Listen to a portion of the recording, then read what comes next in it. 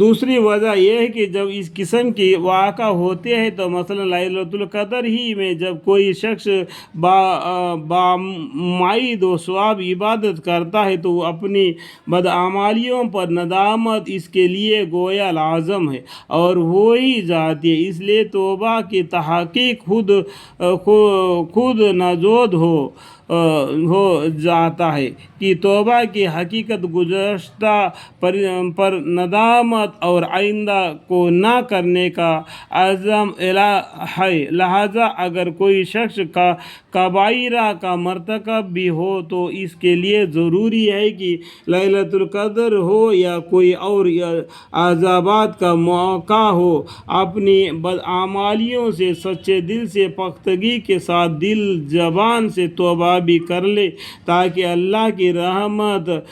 کامل متوجہ ہو اور صغیرہ کبیرہ سب طرح کے گناہ معاف ہو جاوے اور یاد آ جائے تو اس کا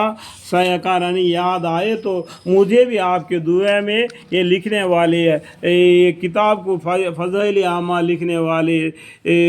صاحب کو بھی یاد کر لے کہ آپ کی دعا میں ہماری گناہ بھی معاف ہو جائے تو کیا کریں۔ یعنی بڑے عالم کی دعا کی بھی ضرورت نہیں، غریب کی دعا بھی اللہ تعالیٰ قبول فرماتے ہیں۔ یہ کبھی بھی نہیں سمجھنا بڑے عالم ہیں، بڑے بالکل حافظ ہیں، بالکل قرآن پاک کو بالکل بغیر دیکھتے ہوئے پڑھتے ہیں، ان کی دعائیں قبول ہوتی ہے بول کے ان کے پیچھے آمین آمین کہتے رہنا یہ کم نادانی کی بات ہے۔ یہ غریب کیوں نہ ہو، محنت مزدوری کر کے بیوی بچے کو پال کے نماز کی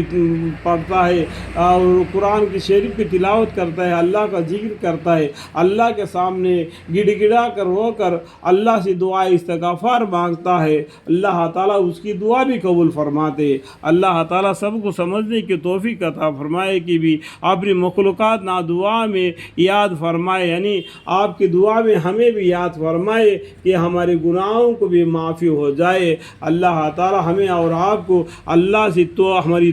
ہمیں توبہ کرنے کی، گناہوں سے معافی مانگنے کی توفیق عطا فرمائے۔ آمین ثم آمین والحمد للہ رب العالمین۔